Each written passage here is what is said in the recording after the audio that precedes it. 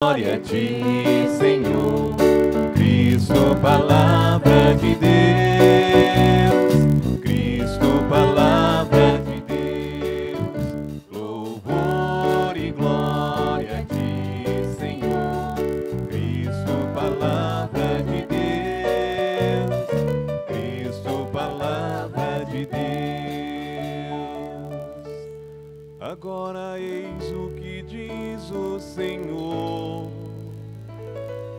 de coração convertei-vos a mim, pois sou bom, compassivo e clemente. Louvor e glória a ti, Senhor, Cristo, palavra de Deus, Cristo, palavra de Deus. Louvor e glória a ti, Senhor, Cristo, palavra de Deus, Cristo, palavra de Deus.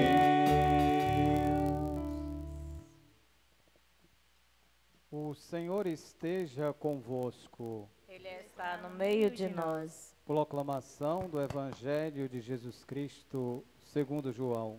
Glória a vós, Senhor. Naquele tempo, Jesus foi para o Monte das Oliveiras. De madrugada voltou de novo ao templo. Todo o povo se reuniu em volta dele. Sentando-se, começou a ensiná-los. Entretanto, os mestres da lei e os fariseus trouxeram uma mulher surpreendida em adultério.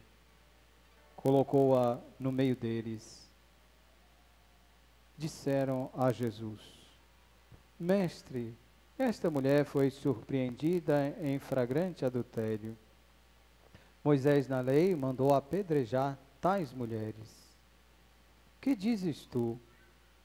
Perguntavam isto para experimentar Jesus e para terem um motivo de o acusar. Mas Jesus, inclinando-se, começou a escrever com o dedo no chão. Como persistisse em interrogá-lo, Jesus ergueu-se e disse: Quem dentre vós não tiver pecado, seja o primeiro a atirar-lhe uma pedra. E tornando a inclinar-se, continuou a escrever no chão. E eles, ouvindo o que Jesus falou, foram saindo um, a começar pelos mais velhos. E Jesus ficou sozinho com a mulher que estava lá no meio do povo. Então, Jesus se levantou e disse: Mulher, onde estão eles? Ninguém te condenou? Ela respondeu: Ninguém, Senhor. Então Jesus lhe disse: Eu também não te condeno. Podes ir, e de agora em diante não peques mais. Palavra da salvação. Glória a vós, Senhor.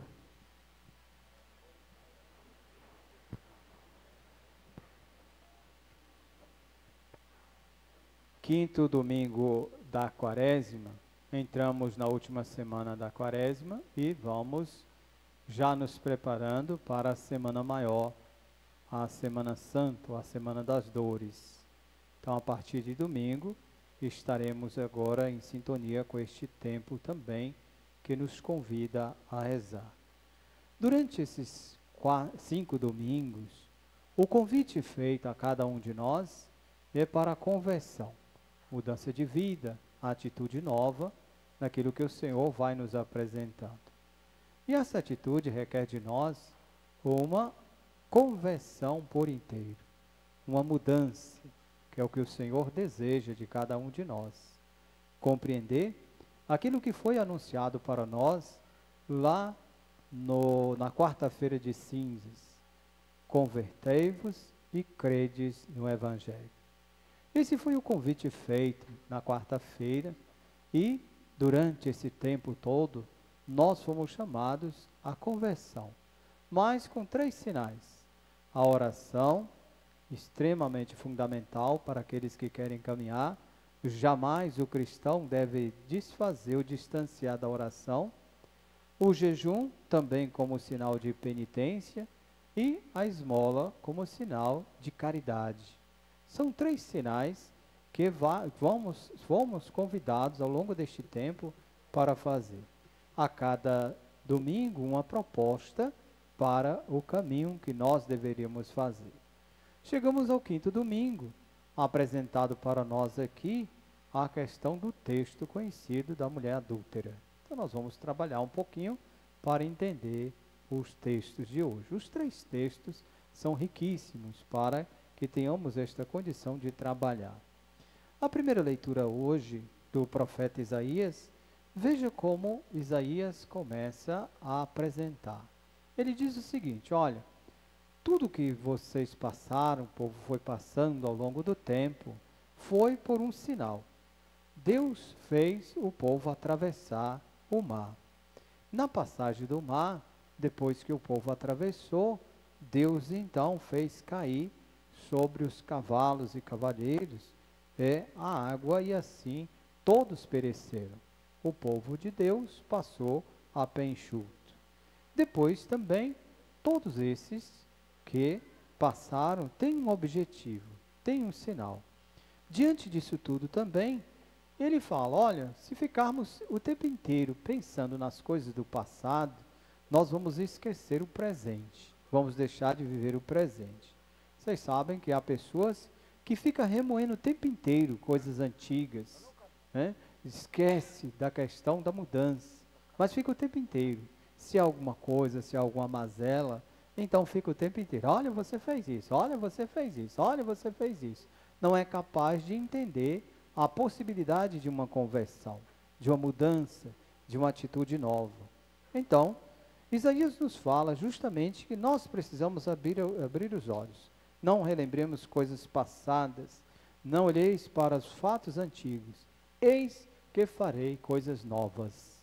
Deus vai fazendo ao longo do tempo coisas novas. É preciso estarmos atentos, abrir os nossos olhos para contemplar. Às vezes a própria pessoa, na sua vida, ela precisa entender que os anos vão se sucedendo e você vai mudando. Quanto mais experiente você se torna, coisas novas vão acontecendo.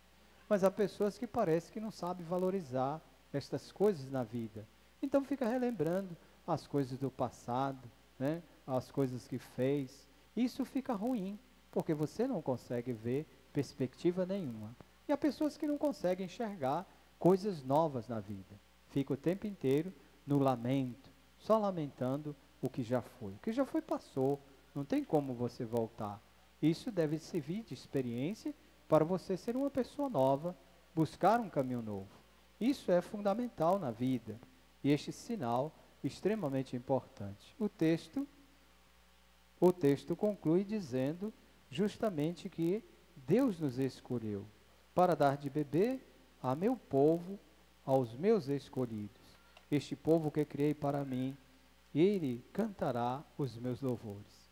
Isaías mostra que haverá um novo tempo, um novo momento na presença de Deus. E esta presença que nós devemos contemplar a cada dia.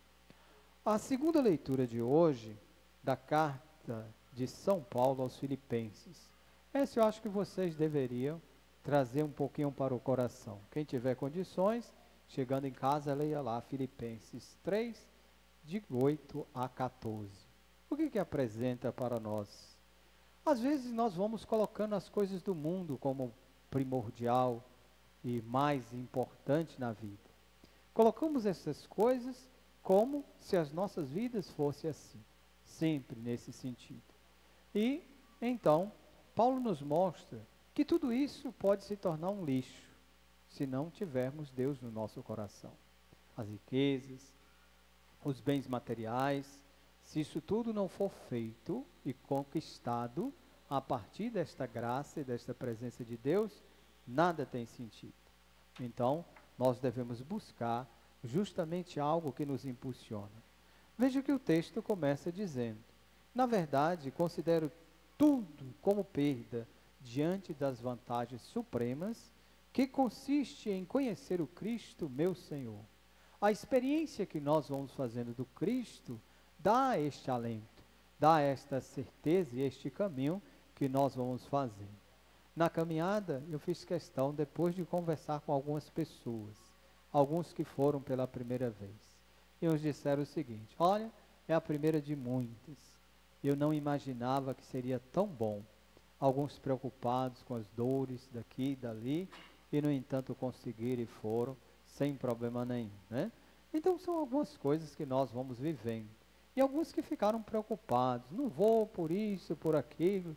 Alguns ficaram em casa, e o que mais me chama a atenção, que os irmãos de outras igrejas estavam lá, e os da casa, simplesmente em casa, devia estar dormindo, ou fazendo alguma coisa, né? Mais interessante, vai lá saber o que estava fazendo, né? Mas veja que a questão do seu contato com Cristo, isso é importante, é fundamental para você viver uma fé, um compromisso que você precisa. E ele vai dizendo, olha, aí quando eu faço esta experiência com Deus, com Jesus, tudo se torna um lixo. O material não é tão importante quando eu coloco também o espiritual como caminho para a minha vida, como sinal para a minha vida. E eu não posso deixar esta presença de Cristo distante. E ele vai então, continua apresentando justamente isso no texto de hoje.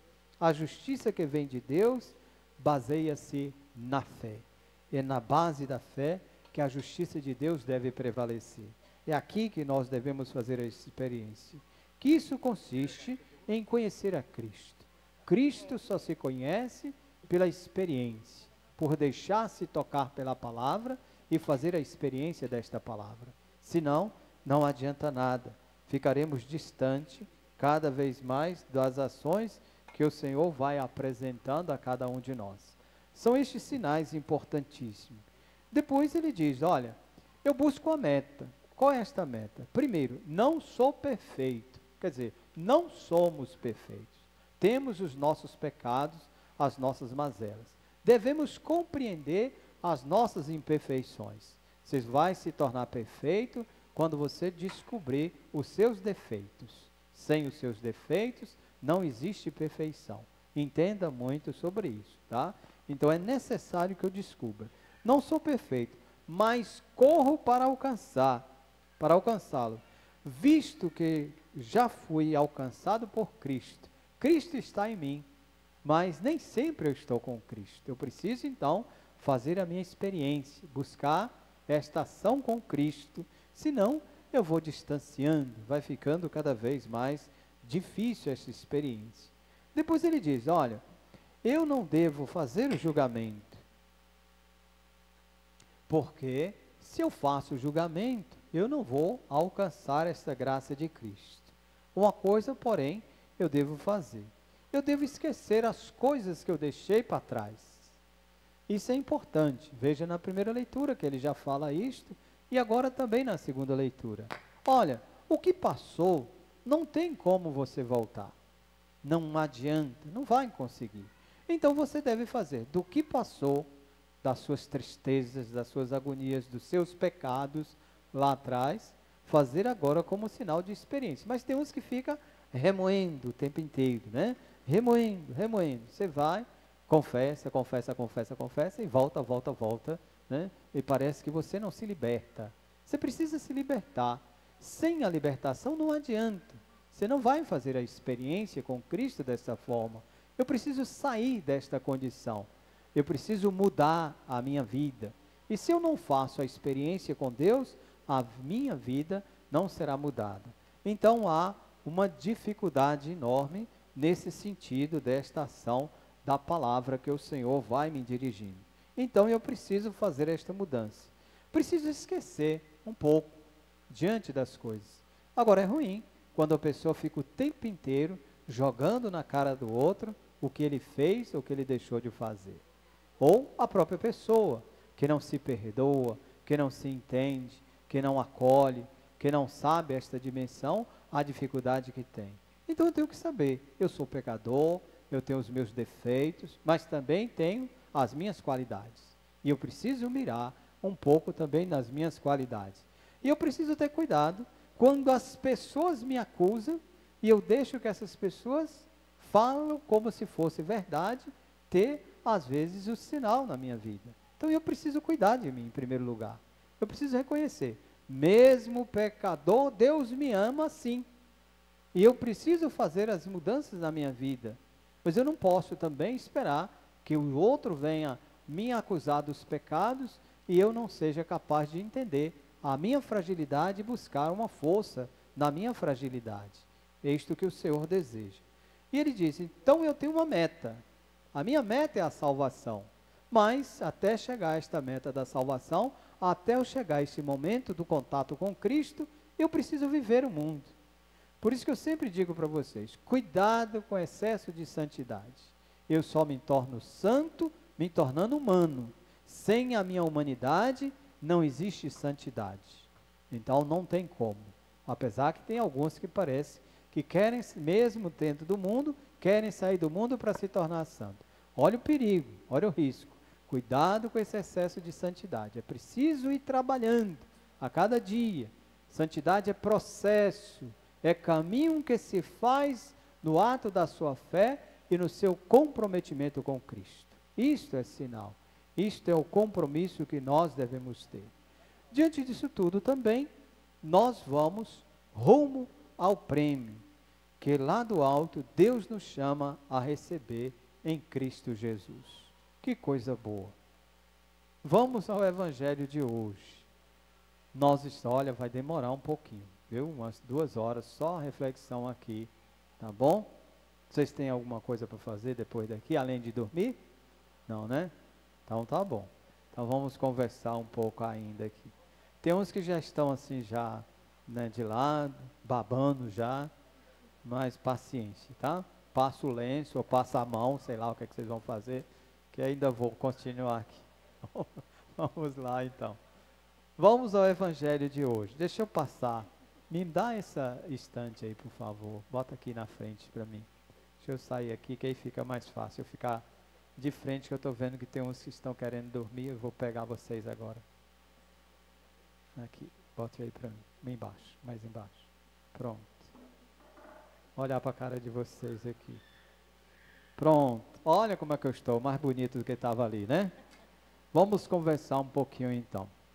No texto do evangelho de hoje, vamos lá. Primeiro sinal que nós temos no evangelho de hoje é um ato extremamente importante.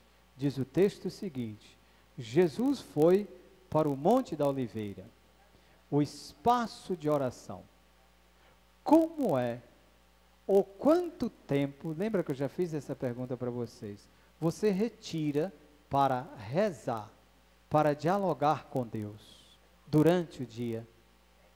Quais os momentos que você reserva para a sua oração durante o dia? E como é esta experiência de oração sua durante esse dia? Sempre que Jesus vai tomar uma decisão, Jesus para, reza, dialoga com o Pai. E ao terminar aquilo que ele precisa, ele volta e reza novamente. É uma constante oração. É o contato que ele tem com Deus o tempo inteiro. Jesus então subiu ao Monte das Oliveiras. Depois foi para o espaço que ele também gostava, na sinagoga, o espaço de meditação, o espaço do ensinamento. E neste espaço do ensinamento, veja que cena constrangedora, terrível, né? Veja lá, suponhamos aqui, nós estamos todos aqui na missa, todo mundo bonitinho, aqui sentados, confortável, com calor retado, mas não tem problema, né? Um dia o padre vai climatizar essa igreja, se Deus quiser, quem sabe. Então, entra alguém desembestado lá, acusando alguém que é pecador, e traz aqui para frente, e diz para todos vocês: eu peguei fulano em pecado. Olha a cena, vocês imaginem um pouco a cena. Esta mulher foi apresentada na multidão, vergonha pública, apresentada. e dita a Jesus o seguinte: trouxemos uma mulher surpreendida em adultério. Colocaram no meio de Jesus, no meio de todo mundo, e disse a ele: esta mulher foi surpreendida em flagrante adultério. Moisés, na lei, mandou apedrejar tais mulheres. Que dizes tu? Que dizem vocês, cristãos, católicos, participantes desta igreja, diante da condição de pecado do outro? Que fariam vocês diante desta situação do pecador apresentado a vocês? Qual seria a reação de vocês? Imagine esta mulher, como tem muitos, que muitos fazem isto ao longo do tempo, de apontar o dedo, de apontar as feridas dos outros, de apontar os pecados, de uma língua que não consegue ficar dentro da boca, que precisa estar fofocando e falando da vida do outro, que parece que interessa mais, dizendo os pecados. E na maioria, quando começa a apontar os pecados dos outros, é para esconder os seus. Isso é mais complicado ainda e terrível. Quando você aponta para o outro e diz para o outro, antes disso, olhe para você, olhe no seu espelho e descubra as suas mazelas. Descubra os seus defeitos antes de apontar. Eles apontam. Veja que aqui é o rigorismo da lei. A lei diz que tem que ser assim. E hoje a gente escuta muitos na igreja dizendo: você está em pecado porque a lei diz isto. E onde está a graça de Deus, o amor de Deus na vida das pessoas? Como nós vamos agir com a graça de Deus na vida das pessoas? Porque temos que apontar os pecados dos outros, as feridas dos outros. Feridas que muitas vezes não cicatrizam, porque nós temos a mania de cutucar, de ferir de novo o outro. Como nós lidamos com tudo isso? Veja que aqui os mestres da lei e os fariseus apontaram para aquela mulher. Pegamos em flagrante adultério. A lei diz isto. Quantos de vocês aqui, nestas pregações que vocês escutam por aí e veem por aí, e quantos na igreja que fica apontando os defeitos dos outros, dizendo que tu está no inferno, que tu está no pecado mortal, devido a tal coisa, a tal situação. E onde fica a graça, o amor, a misericórdia? Onde fica? Como nós lidamos com tudo isso? São estas coisas que a gente precisa ter cuidado. Cuidado ao apontar o defeito do outro. Veja que os fariseus e os mestres da lei não estão preocupados com outra coisa, não. Ela tem os pecados dela. Ela deve morrer. Ela deve ser apedrejada. Ele. E eu? Como eu lido com os meus pecados? Como eu lido com as minhas mazelas? Eu preciso ter consciência de tudo isso. Aponta para o outro. É bom apontar os defeitos dos outros. É bom apontar aquilo que o outro faz de errado. Cuidado. Cuidado. Tenha bastante atenção. Veja então o que Jesus faz. Jesus faz todo mundo refletir. Eles querem uma resposta imediata. Diante do pecador, diante do pecado, lembre do pecador. Escute, veja o que está acontecendo, para que depois você possa fazer o seu julgamento. O problema é que a gente pré-julga os outros. Apontamos, às vezes sem conhecer. Isso é ruim, muito ruim. Às vezes, falamos o que não sabemos. Acusamos sem saber nada da vida do outro. Isso é terrível. E principalmente aqueles com cara de santo, com a orelhinha de santo e asinha de santo, são os mais perigosos, terríveis. Então é preciso ter um cuidado e uma atenção muito grande. Cuidado ao apontar os defeitos dos outros. Aqui, os mestres da lei e os fariseus apontam o defeito daquela mulher. Jesus faz então uma coisa interessante.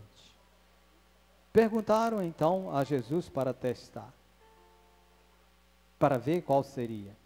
Jesus inclinou-se, silenciou, escutou, deixou vomitarem tudo o que tinha contra a mulher, contra os grupos, contra as pessoas, contra todos. E às vezes tem gente assim, aqueles que são corretos demais, santos demais, querem apontar os defeitos dos outros. Jesus se inclinou, continuou no seu silêncio, escrevendo, mas insistiam, temos que fazer o que Moisés ordenou. É o pecado, não devemos deixar. Quantos apontam? Ah, você fez isso, vai para o inferno. Olha, desde quando você tem a chave do céu e do inferno? Quem te deu? Quem te deu o direito de julgar alguém? Quem te deu esta liberdade de fazer isto? Né? Fulano já está no inferno, porque padre fulano falou, fulano não sei das quantas falou, então pronto, cuidado, atenção. Jesus faz uma pergunta que eu tenho certeza absoluta que ele não faria hoje, com certeza. A pergunta de Jesus é o seguinte: quem dentre vós não tiver pecado, atire a primeira pedra. Coitado, eu acho que o próprio Jesus seria apedrejado hoje, porque tem tantos santos e santas, que eu não sei como eu vou fazer para colocar as cantoneiras aqui, para botar os santos todos da igreja. Cuidado, gente, preste bastante atenção. Aqui poderia ter alguns que jogaria as pedras, dizendo, não escutamos direito, pá, jogou as pedras. O outro, eu joguei porque alguém jogou, eu achei que era para jogar. Maria vai com as outras. Cuidado, preste bastante atenção. Porque fulano falou mal de alguém, eu também vou falar. Se tem um buraco para cair, você vai cair também? Você vai se jogar lá, porque fulano disse que é bom, e vai se jogar? Então faz um teste com você e você se joga. Cuidado ao apontar. Cuidado com os dedos que se apontam para os outros. Jesus, então, faz com que eles tomem consciência do sinal do pecado, da tristeza do coração, daquilo que aflige justamente a alma. Quem não tiver pecado, atire a primeira pedra. Atire. Eles, em respeito à palavra de Deus, ao conhecimento desta palavra, retira-se um a um. E diz o texto, a começar pelos mais velhos. Por que não começaram pelos mais novos? Por quê? Os mais velhos é aqueles que têm a experiência, que sabe os seus defeitos, sabe muito bem, como diz o ditado, onde o calo aperta. E a estes, os primeiros a tomar consciência dos seus erros, dos seus defeitos, para então buscar uma mudança. E eles então, diante deste sinal, faz então o exame da sua consciência e percebe a sua fragilidade. Sai um a um, a começar pelos mais velhos. O texto diz que então Jesus ficou sozinho com a mulher. E diante disso, Jesus simplesmente traz a ela duas perguntas. Mulher, onde estão eles? Ninguém te condenou? Quantas pessoas já condenaram vocês? Ou quantos vocês já condenaram? Quantas vocês já condenaram? E quantas já condenaram vocês? Ou nos condenaram? Ou quanto nós condenamos os outros? É preciso ter uma atenção, um cuidado. A resposta da mulher é direta: ninguém, Senhor. Então Jesus lhe diz: eu também não te condeno. Veja que a preocupação de Jesus é com o pecador e não com o pecado. Jesus resgata o pecador, traz para perto de si o pecador. E este é o papel que nós devemos fazer. Antes de acusar, escute, dialogue, entenda, para que a resposta seja a mais correta possível. Fiquemos em pé.